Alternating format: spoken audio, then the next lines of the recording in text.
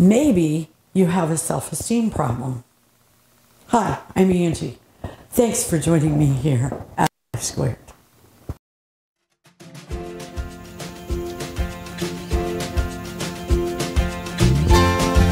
Welcome to Life Squared, brought to you by the Perfectly Imperfect Network, from imperfect folk everywhere.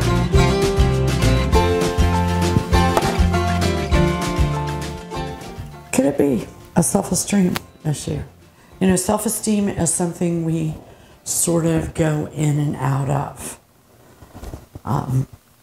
Sometimes you'll have an issue of self-doubt that lasts maybe 5 minutes.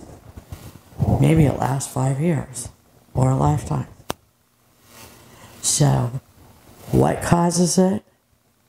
And what are the markers that tell you you need to work on your self-esteem? First of all, you doubt yourself. I just had this issue come up. We had, with this project, a little bit of a camera issue. A lens that made me look incredibly heavier than I am. In fact, we're still using that lens, but we're getting a new one.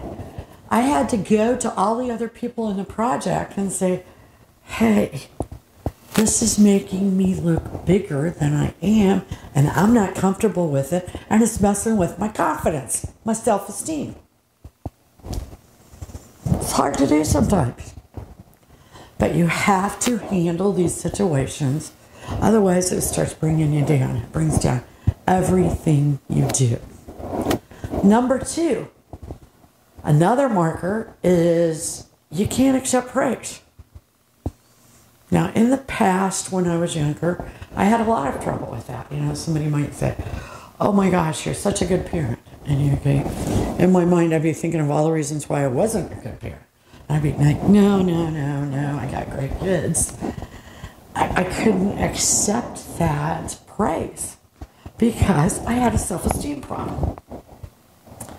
Number 3, you talk negative to yourself. Now, I'm a writer, so I talk a lot to myself because that's one of the things they teach you. You know, it may sound great on paper, but if you don't say it out loud, you don't really know. So I always say it out loud. So one of my kids would always say, you know, my mom talks to herself. Well, really, you know, we all talk to ourselves a little bit. And you really shouldn't talk negatively to yourself because what's the outcome going to be? Negativity. And it's going to play out in your life as if you were talking to somebody else that was negative. Number 4, you have a poor outlook about the future. You know, that's also could be combined with some depression. But if the future does not seem hopeful to you, get some help, work on it. Work on ways to make it look hopeful. You know, we're all coming through this virus situation. And it is hard some days to have a healthy outlook for the future, especially when we keep getting round after round after round.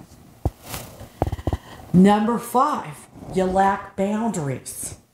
We did 2 or 3 videos about this because it's a very big issue that affects many different facets of your life. You know, analyze your boundaries. You know, is this a place where I belong? Is this relationship I have with this person appropriate? Or do I have inappropriate boundaries? Take a look at that. Because people in your life have roles. And it's very important that you respect those roles. You know, most of us don't go out partying with our minister. We don't go out partying with our employees, at least we shouldn't probably.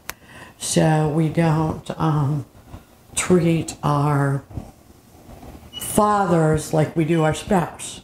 That would be inappropriate. Number 6, you fear failure.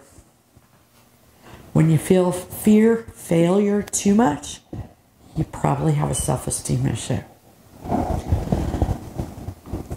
Number 7, You try to please others too much.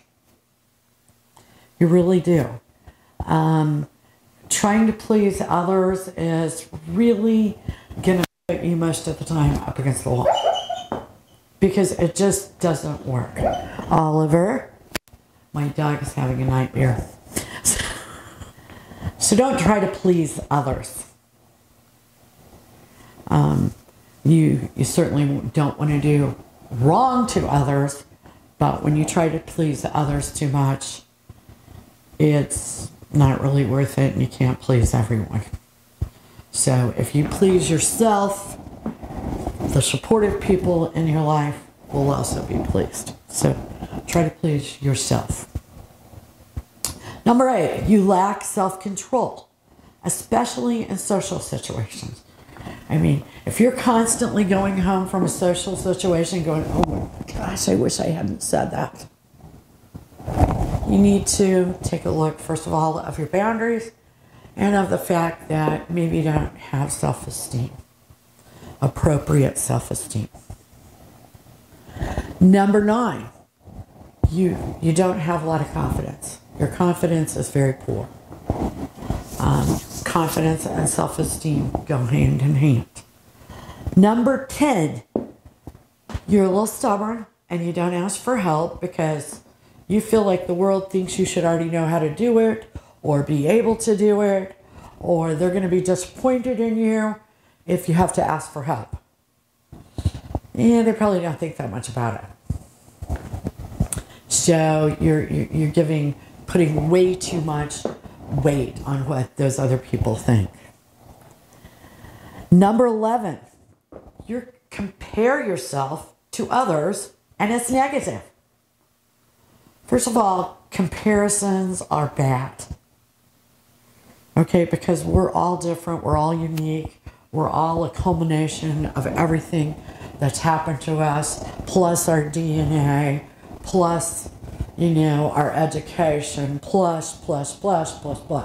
So comparing yourself to anybody else is just like apples and oranges. Okay, we're all people, it's all fruit, whatever.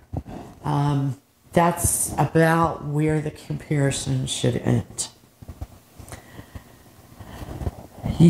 Number 12, you have negative thoughts.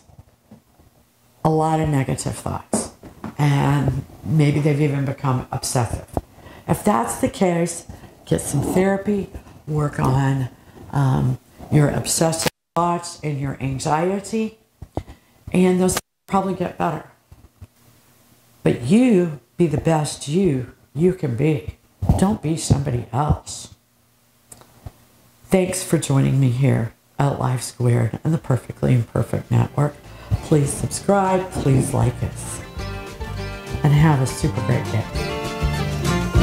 We really appreciate you joining us today at Life Squared on the Perfectly Imperfect Network.